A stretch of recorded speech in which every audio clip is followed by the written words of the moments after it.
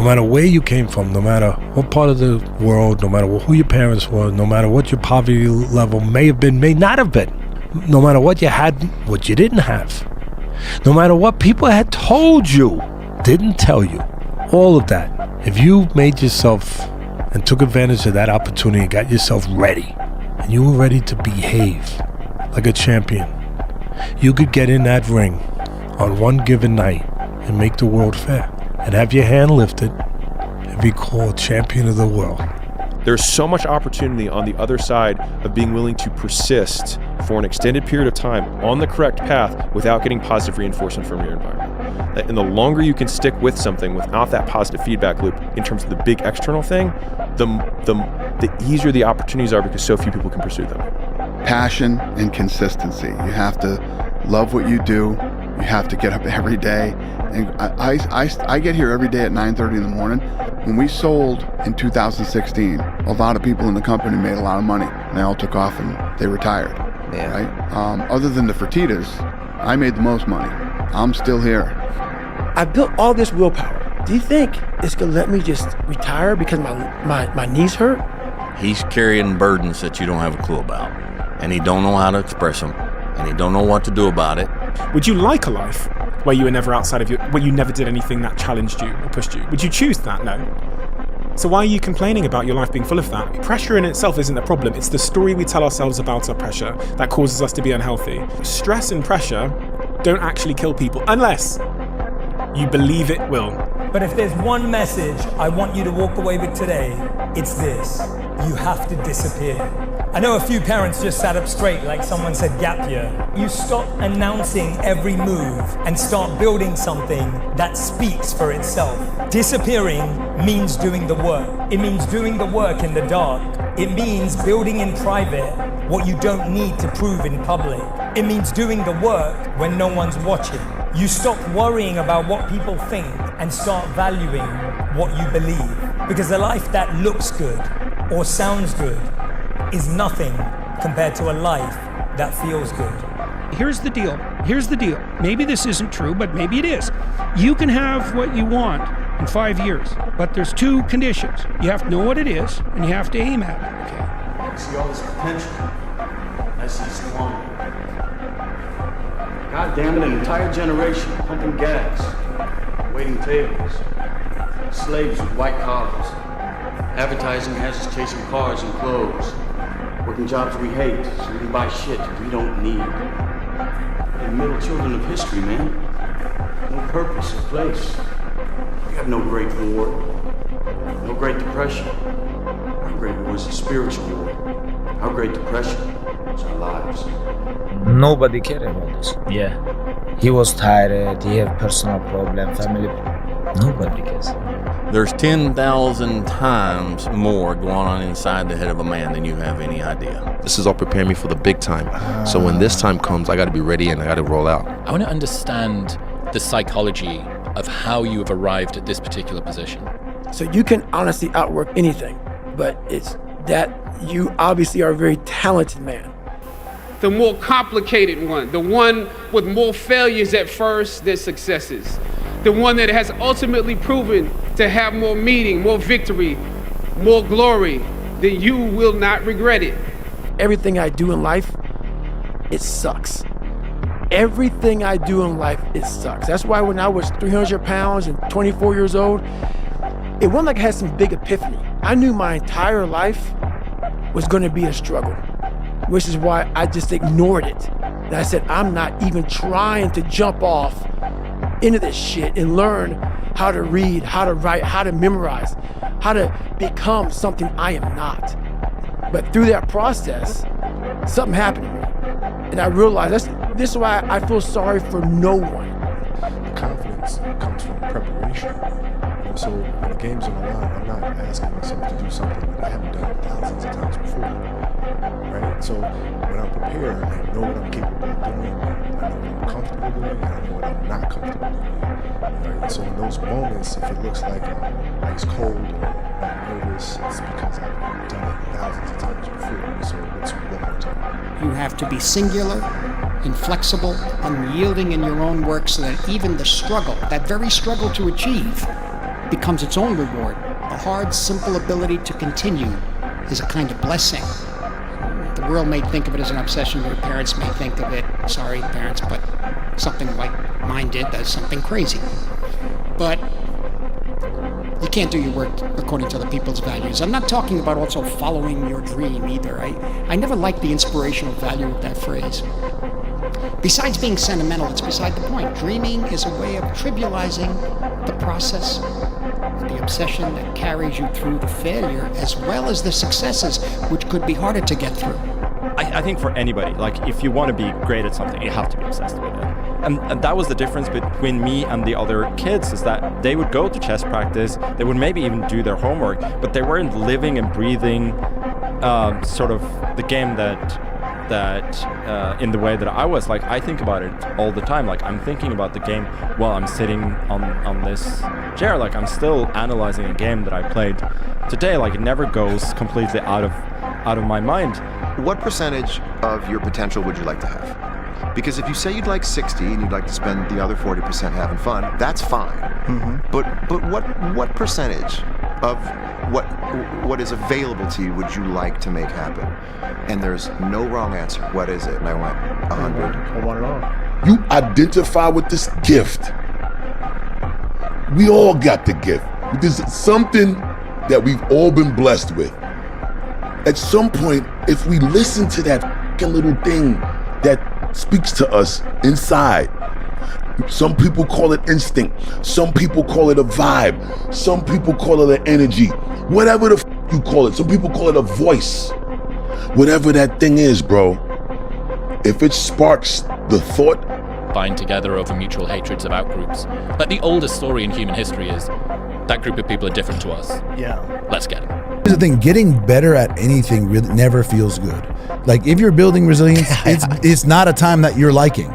You know what I mean? It doesn't feel good. Like, so that's what, okay, I don't like this. This feels like shit, but because it's hard, because I can't lift these weights anymore, because I can't, these other, I'm exhausted and the other kids are still, running sprints or whatever, but like those are the moments, for what it's worth, where you're getting better. We don't want to be left alone by ourselves with ourselves. So we come in and we sit down and we get on our phone, or we turn on the TV, or we go wherever, we do whatever, because we don't want to face the reality of being by ourselves with ourselves. Start making yourself a companion that you're comfortable with. If you had a friend, if you had a person you're going to sit down and spend all the time with, what would you want from that person? What would you want? Well, I would want to spend time with somebody who's honest. Makes sense? I don't want to spend time with somebody who's going to be lying to me all the time. Someone who's going to gently tell me the truth about myself. One of the hardest things sometimes for the human to do is get to the point where they stop lying to themselves, where they tell themselves the truth. They speak the truth to themselves. Now, you got to face the reality of who you are. You got to face the reality of what you are. All right? And nobody's going to tell you that like you yourself will tell you that. People give up right before they get what they've always wanted to get.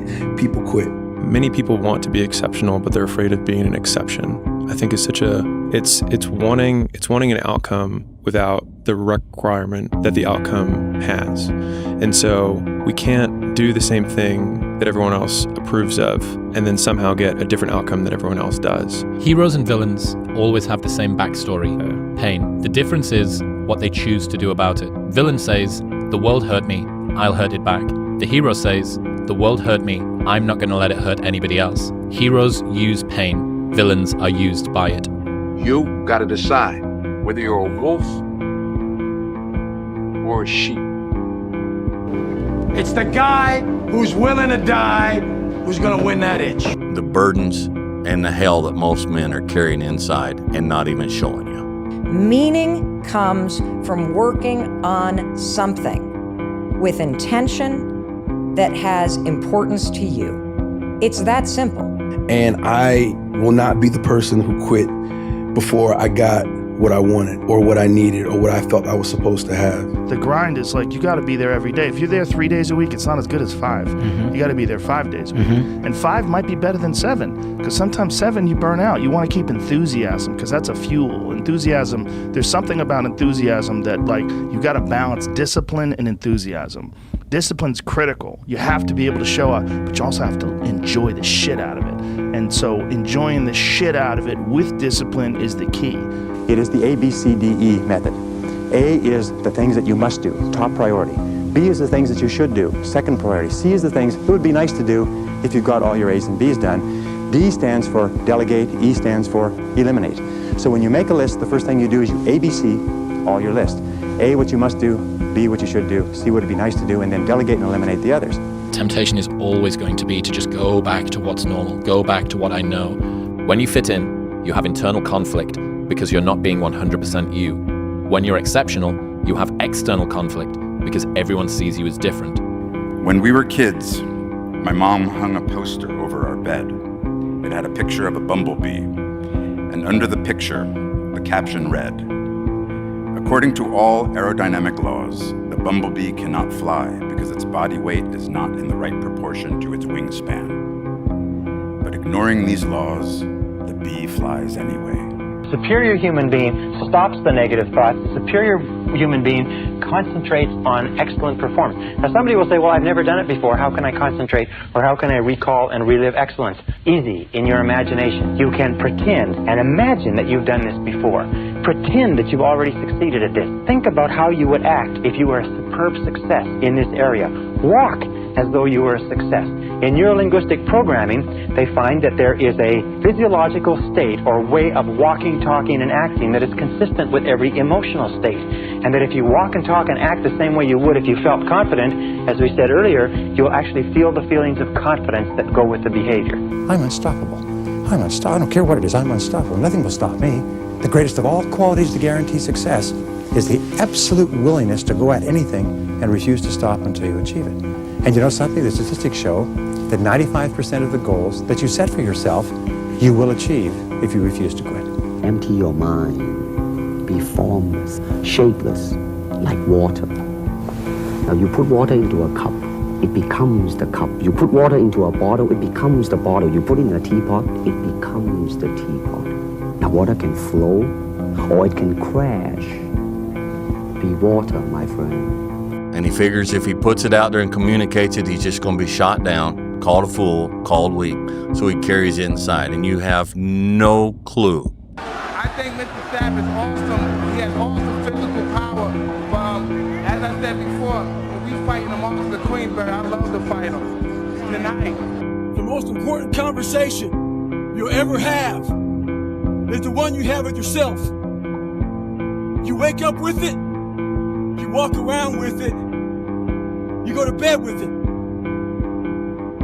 Eventually you act on it, whether it be good or bad. Worrying isn't aiding your performance. Nothing is as important as you think it is when you're thinking about it. I'm not a real smart guy. And what I mean by that is I was born with ADD, ADHD. Like my brain cannot retain information. Right after you were injured, you went on Facebook and you posted a lengthy blog. You know what this is? Oh, yeah. You said this. You gonna read the whole thing? I'm gonna read some of it. This is such BS. All the training and sacrifice just flew out the window with one step that I've done millions of times. The frustration is unbearable. The anger is rage. Why the hell did this happen? Makes no damn sense. Now I'm supposed to come back from this and be the same player or better at 35? How in the world am I supposed to do that? I have no clue. Do I have the consistent will to overcome this thing? Maybe I should break out the rocking chair and reminisce on the career that was. Maybe this is how my book ends.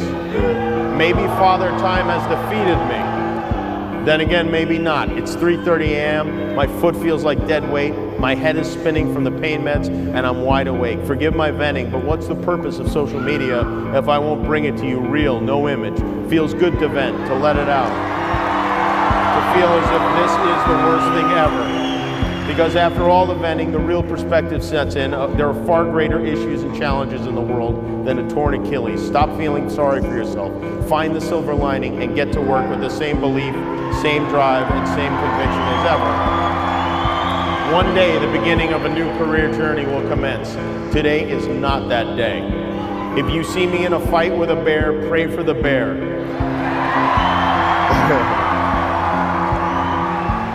I've always loved that quote. That's Mamba mentality. We don't quit, we don't cower, we don't run, we endure and conquer.